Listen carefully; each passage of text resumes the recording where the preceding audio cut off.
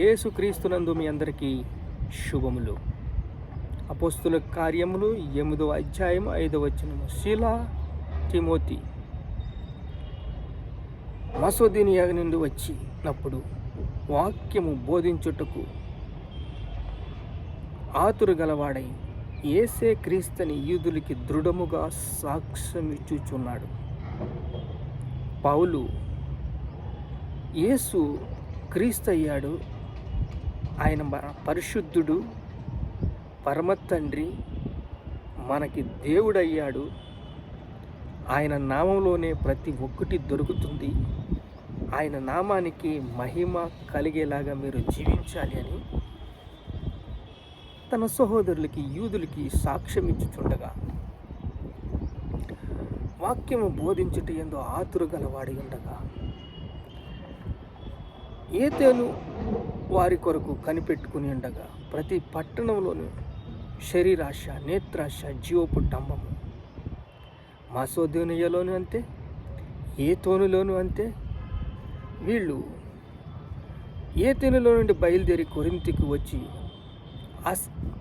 ఆకుల, ప్రిస్కుల. అపోస్తుల కార్యం 17వ అధ్యాయం 16వ వచనం. కొరింథీకి వచ్చి ఆకుల, ప్రిస్కుల వారితో కలిసి పనిచేశాడు, సువార్తను బోధించేలాగా ఉన్నాడు.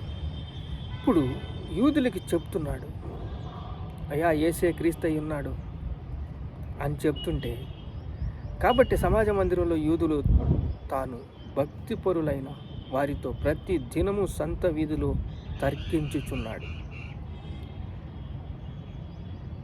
ఎంత చెప్పినా నమ్మటం లేదు, వింటలేదు. తిరిగి మతం అంటున్నారు, మాయ మాటలు అంటున్నారు. ఇష్టం వచ్చినట్టు మాట్లాడుతుంటే వాళ్ళతో ఇంకా ఇసిగిపోయాడు. నెమ్మది కావాలి, ఓర్పు కావాలి, సహనము కావాలి, వారి కొరకు ప్రార్థన చెయ్యాలి. అలా చేసి చూడండి, అపోస్తుల కార్యములు 18వ అధ్యాయము 6వ వచనం. వారు ఎదురాడి దూషించి, వారితో ఎదురాడాడు, దూషించాడు. అతడు తన వస్త్రమును దులుపుకొని, మీ నాశనమునకు మీరే ఉత్తరవాదులు, మీ నాశనమునకు మీరే ఉత్తరవాదులు, నేను నిర్దోషిని, ఇక మీదట అన్యజనులకు ఎద్దుకు పోదునని, మీ రక్తము మీ తలల మీద ఉండును అని వారితో చెప్పాను.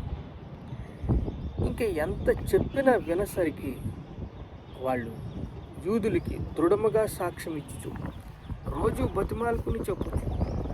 ఏతునిలో విగ్రహాలు బహు ఎక్కువగా ఉండి దాని గురించి పౌలు చాలా మనస్సు పరితాపం పొందాడు.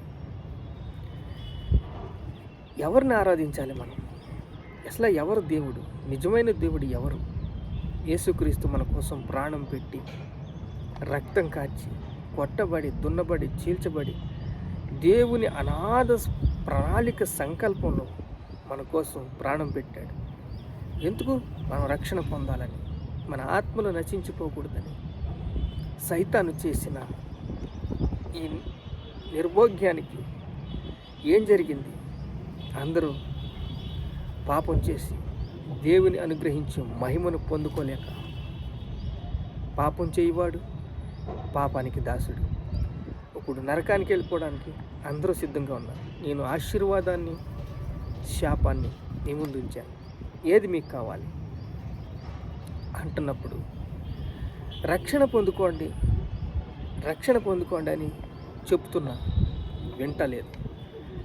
అలా వింటకపోతే అన్ని జనుల యొద్దకు తాను వెళ్ళిపోయాడు. అన్ని జనుల యొద్దకు వెళ్ళి తాను అన్ని జనులకి సువార్త చెప్పే పనిలో ఉన్నాడు. 18వ అధ్యాయం అపోస్తుల కార్యం 7వ వచనం. దేవుని యందు భయభక్తులు గల తీతుయస్తు అని ఒక ఇంటికి వచ్చింది. సమాజ మందిరపు అధికారి అయిన క్రిస్తేస్పు అని ఇంటి వారందరూ కూడా ప్రభువునందు విశ్వాసముంచెను. వారందరూ కూడా బాప్తిసం తీసుకున్నారు. అన్ని జనుల దగ్గరికి వెళ్ళాడు. దేవుని యందు భయభక్తులు గలవాళ్ళు వారందరూ దేవుని మాటకి గౌరవం ఇచ్చారు. క్రీస్తేసు అనే సమాజ మందిరపు అధికారి వాక్యం విన్నారు, బాప్తిసం తీసుకున్నారు, రక్షణ పొందుకున్నారు, దేవుని దీవెన పొందుకున్నారు. దేవుని దీవెన పొందుకోండి. నేడే రక్షణ దినం. అమ్మ రక్షణ పొందుకోండి, అయ్యా రక్షణ పొందుకోండి, అక్క రక్షణ పొందుకోండి. రక్షణ పొందుకోవటంలో మీకు దేవుడు తోడుగా ఉంటాడు. దేవుడు మీ మనసుకి నెమ్మదినిస్తాడు. దేవుడు మీ మనసుకి కృపనిస్తాడు. దేవుని మీ మనసుని ఆయన ఎప్పుడు ఎల్లప్పుడూ దైవ ఆశీస్సులు మీకు ఉంటాయి. రక్షించబడాలని నమ్మిక ఉంచండి, నమ్మకం మాత్రం ఉంచండి, రక్షణ పొందుకోండి. పౌలు అక్కడ నుంచి వెళ్ళిపోయాడు. అక్కడి నుంచి వెళ్ళిపోయి మసోదియా నుంచి వెళ్ళిపోయి ఏథెను నుంచి వెళ్ళిపోయి తాను దేవుని యందు భక్తి గల తీతు అని ఒకని ఇంటికి వచ్చాను. సమాజ మందిరపు అధికారి అయిన క్రీస్తేసు ఇంటి వారందరితో కూడా ప్రభునందు విశ్వాసం ఉంచారు.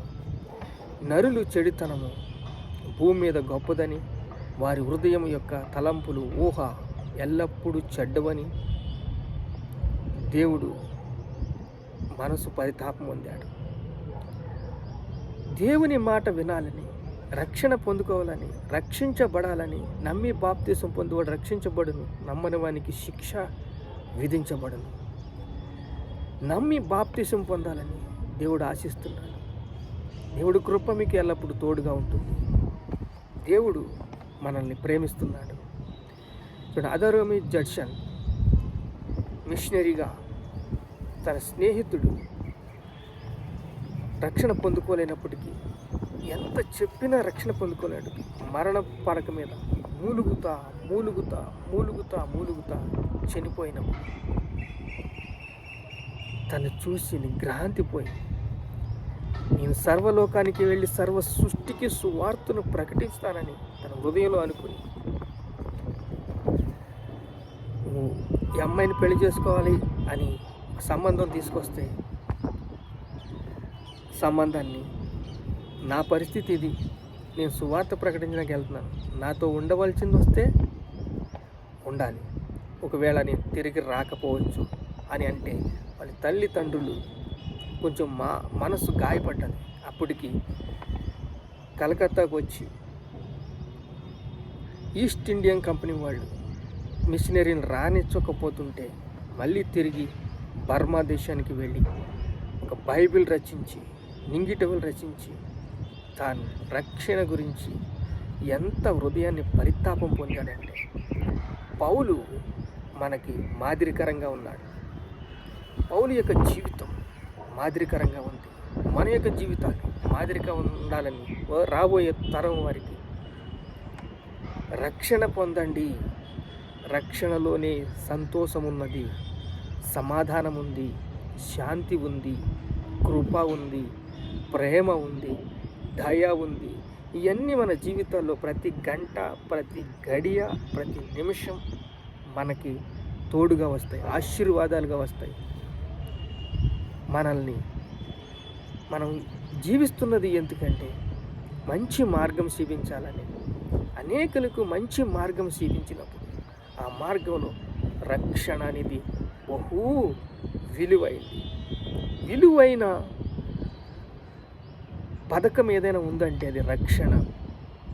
యేసుక్రీస్తు మన కోసం సిలువలో రక్తాన్ని చిందించి మనలందరికీ గొప్ప బహుమతి ఇచ్చాడు.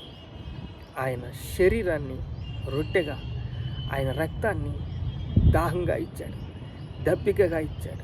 రక్షణ పొందండి, రక్షణ పొందండి. మీరు రక్షణ పొందుకుంటే దేవుడు సంతోషిస్తాడు. నా యొక్క దప్పిక, దాహము, ప్రసవ వేదన ఏంటంటే మీరు రక్షణ పొందుకోవాలి, మీరు ఆనందంగా జీవించాలి, మీరు సంతోషంగా జీవించాలి, మీరు సమాధానంగా జీవించాలని, అనేకులకు మాదిరిగా మనం జీవించాలని యేసు పరిశుద్ధ నామములో ప్రార్థన సమర్పిస్తున్నాం తండ్రి. ఆమేన్.